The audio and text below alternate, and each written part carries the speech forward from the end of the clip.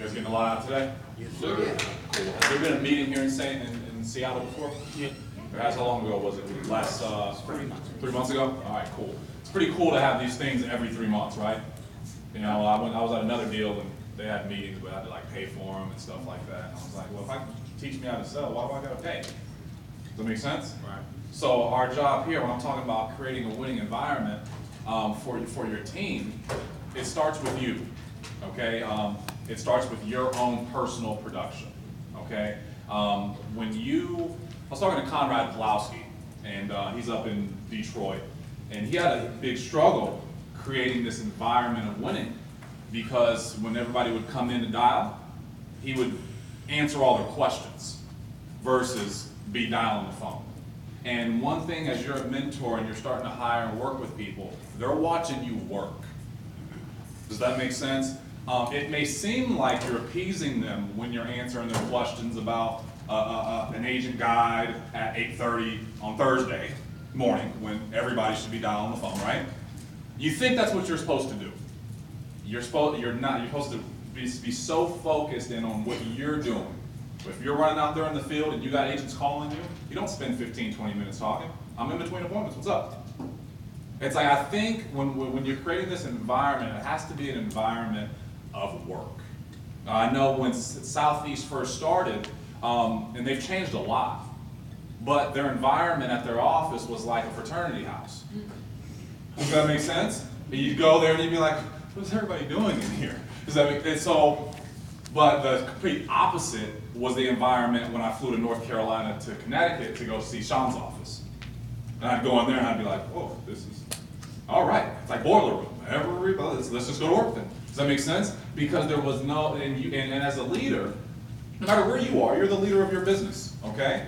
You've got to set the example of what should be done, okay? And if you're sitting there answering questions, doing things, it just, like I said, it seems like what you should be doing, just don't do it, okay? And I've seen it help his business out a ton. And what you'll see is when you start doing that, you may have the skill to get away from it and be messing around doing your dials or whatever the case may be, but they don't.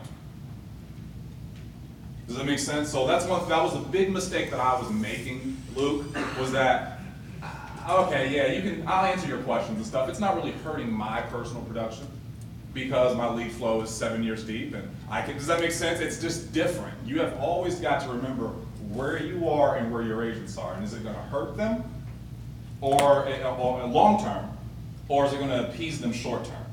And appeasing them short term is not how you're gonna get that environment. Does that make sense? All right, and so don't be afraid, just lead by example and go to work. So that's the first thing I'd say. The calls, okay? Calls, trainings, and things like that. I've started to, and I've heard this since I began. And Sean, one thing about Sean is that when he says something, he means it, and he actually follows through with all of it. So when I say, hey, I'll say, hey, if you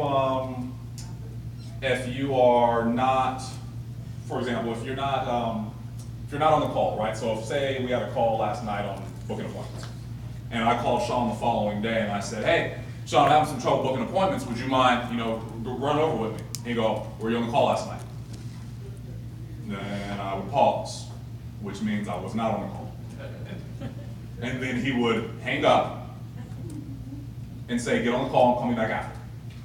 Because they're all recorded. Does that make sense? So I'd have to go back, listen to the call, realize that my question was answered on the call, okay? And then I would never call him back.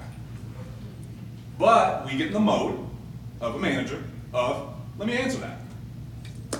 See, I think a lot of the times we're like Luke was talking about defining our roles, what we are, and that's going to create this culture of independent agents. Independent. You want a group of dependent agents? Do all that stuff with them. Does that make sense? Go walk through the CRM, click by click with them. All right, go through every contract. We have online contracting. Seriously? It's like, come on, you can't figure it out, then you won't be able to figure out EAP. So there's things there that we're doing to create a negative environment, a dependent environment, that we're not even cognizant that we're actually doing because we think we're doing the right thing. Does it make sense? All right, so a lot of this is I'm talking to you guys, but I'm talking to myself right now because we're growing. I'm like, dude, we need to grow a lot more. All right, and a lot of it is because I'm taking time away with the wrong people. If that makes sense. So your environment is going to be a complete reflection of who you spend the most time with. Okay, you spend the most time with the people that you're most comfortable with. It's probably not gonna. It's like I like Conrad a lot, Chantel, Paige, I love them, but I can't talk to them every single day. Does that make sense? They've got to figure out things on their own. Okay, and with that being said, if you're not bringing in new people, what are you going to do? What are you going to do? So now the environment gets stagnant because you're not communicating with the people that you used to because it's comfortable. You're not helping them at all. But then you don't have any new people coming in. So now your environment gets really stagnant, mundane. Does that make sense? So you always want to be bringing new agents on and setting that same standard for them. Okay? And the more you teach people how to teach people to sell, your job gets a lot easier. The more you just teach people how to sell, your job will be that job your whole career. Does that make sense? And one thing Sean's gotten really good at, have you seen Sean doing sales trainings? Nope, because he taught us how to sell. Does that make sense? And now the second layer is coming down, and now I think we're about 4 or 5 levels deep right now with qualified people that can go, hey, do this. It's like we used to do these Rising Stars meetings. Still do it. Some of you guys probably got invites to some. And there was 3 of us hosting them, or 4 of us hosting them. Now we have 4 new people hosting them. Sean was hosting them at the beginning. We saw him do it. He was, all right, cool. I guess it's time for us to do it. He was like, yeah, Dom, you're doing the one in Detroit. I was like, for real? He was like, yeah, you're gonna do exactly what I did. I was like, whew, all right. I was nervous as hell. But 2 times later, Conrad was doing it. Does that make sense? So it's are we building people up? Because you've heard this thing, empower over enable, right? And if you haven't heard it, that's what we stand for here at Family First Life. We're going to empower you over enable you. All right, and if you don't want to be empowered, this ain't the place. I know a lot of where the IMOs will enable you, but they'll also start you off at a 30%. See, we get paid so much to be independent. You're like, I want high comp. I know, but I can't do everything for you. Does that make sense? We have all these trainings out here for people to go get. All right, so what we do is like when Sean would tell me to get on the call and not answer the question, what that did for me was let me know how important the calls were. If he just answered the question, it would not be important for me to be on the call again because then I would just continue to do. It's like my son's 15 months old, right? My wife's a behavior, she'll kill me. Behavior analyst, okay? And she's like, whatever the top of every certification you can get with that, she's got it, okay? So she knows, like I was her study before my son came. Now he came, I'm like, God, thank you. Like, watch him, you know what I mean? It was like every move I made was just like, it was all, just the way her mind works was so crazy. So with my son, at 15 months now, I'm seeing these patterns and things that she's pointing out. Wow, if we just took, kind of like he's just now starting to, he's starting to like talk and like say things. And early on, I thought she was crazy. She's been reading books to this dude since he was doing that. Does that make sense? I was like, he's not there. Like, what are you doing? In my mind, my kid would be dumb as rocks right now if it was up to me. But she's just sitting there reading books to him, doing all this stuff, right? And now he's just, giraffe. Yeah, I'm just like, how does he know this? See, we think that our new agents, when they come on, that they're not listening, right? Like, oh, it's too early for that, we can't. It's repetition. It's the more and more we do that, the more and more we'll curate this environment, the more and more you'll curate. Does that make sense? It's like, so it's never like, well, yeah, to come in and start talking about, all this day one, annuity this, annuity that, but there's simple ways to do it. So Family First Life has found out the simple way to communicate all 5 quadrants of what we do day one. Does that make sense? But you have to accept that you don't have to go too deep, and you'll get it over time. And repetition is everything. Spencer said the annuity The advanced sales marketing training, that's on every week. So a lot of people who probably aren't on it, but they all go on one right abilities. Does that make sense? So to build that environment of people who, like in this Northwest group, I'm pretty sure every one of you guys are on it, okay? But if we want to build the environment throughout the whole country, you guys talk about it. Does that make sense? So if you want something to happen in your group, I learned this a lot from Andrew Taylor. If you noticed on his group, right, if you watch him on Facebook, there's so many people speaking about everything. Does that make sense? A new lead comes out 2 days ago. You got 3 people on there. Hey, this lead right here just did this, and this, $10,000. You know what that does for the rest of the group? It makes them go, I guess it works. I guess I'll do it. I guess I won't ask, do the leads work anymore? But we get all the questions of, do those leads work? Are they good? What's your ROI on those? You wanna know why? It's because we're not sharing what we're doing. See, you want to create an environment, you've got to get positive information out there. There's never too much positive info. You're like, well, you got to remember the victories. You know, Matt Smith said, you got to celebrate all these small victories. I think there's a lot of victories that we have when we're building people up and bringing them on that we don't magnify. So somebody gets through class in 8 days. You need to post that on Facebook. Okay, and say, hey, John just passed his test in 8 days, he's ready to kill it. And tag John and tag 5 other people who got in class the same day as him. That's how you create that peer pressure. And it's not coming straight from a phone call, what are you doing? None of that. Use those platforms to create that environment. Does that make sense? And the more people you have doing that, the easier your job is as a manager. Does that make sense? We're all trying to leverage Family First Life. That's all we're trying to do. All I'm trying to do is leverage all this. I come up here to this meeting, and what do? I get a video with Matt Smith, right? I say, hey, can we record this video? Cool, 15 minutes, right? I'm gonna get John Gavin, we're gonna record another one. It's like, I'm not just like, yeah, I wanna help, but I also wanna help the whole team. Does that make sense? So I had a plan when I came up here to Seattle. You know what I mean? It's like, and it's not just for me, it's how can I get this message out to more people without making 1,000 phone calls? Does that make sense? Any questions as it pertains to any of that? John? I would say, because we don't have that culture right now, we're trying to get that. What do you think the first 3 steps to get there? I'd say the first step is that, does everybody know where you're going? Okay?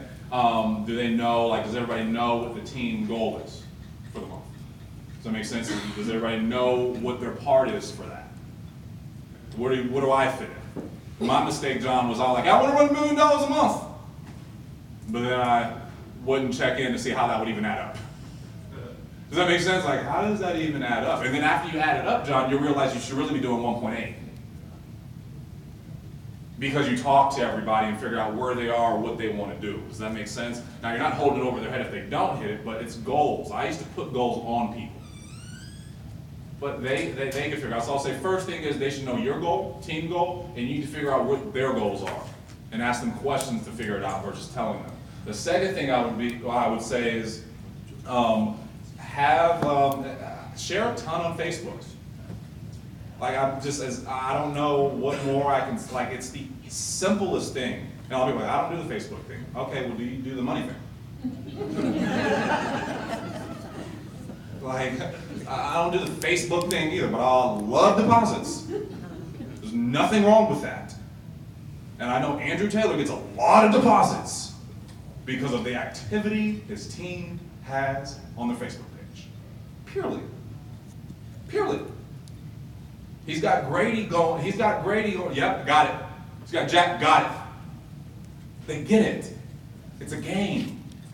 You're either gonna play the game or you get played. That's it. So you could be, I'm not social savvy. Well, come on, dude. Click, post. It ain't that deep. I don't want people to think that I'm trying to show off. Get over yourself. Nobody's thinking that. At all. Does that make sense? I don't want to be the only one posting, and there's been nobody out there all day.